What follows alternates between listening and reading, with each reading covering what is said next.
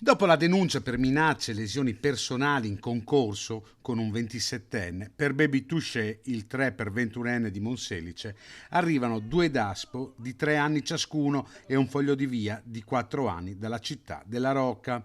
A deciderli il questore di Padova, Marco Dorisio, dopo la violenta aggressione ai danni del titolare e di alcuni addetti della piscina di Monselice, avvenuto nel primo pomeriggio del 4 giugno scorso.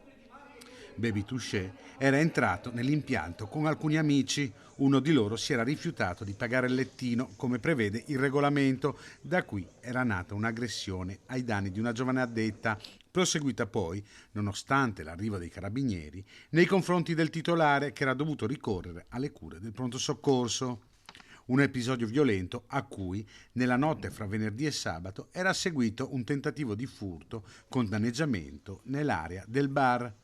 Particolarmente duro il provvedimento adottato dal questore nei confronti del trapper e del 27enne che era con lui. Il DASPO Willy per 3 anni prevede il divieto d'accesso alle aree urbane e ai locali in tutta la provincia di Padova. Il DASPO fuori contesto, invece, prevede che per 3 anni ci sia il divieto di assistere e accedere a tutte le manifestazioni sportive nel territorio nazionale ed europeo. Ripristinare la legalità e soprattutto prevenire, quindi dare la tranquillità, la serenità a questi luoghi frequentati dalle persone, no? Quindi come può essere un bar, come può essere un locale di pubblico intrattenimento, vietando appunto l'accesso in questo caso per 3 anni, quindi una misura di prevenzione.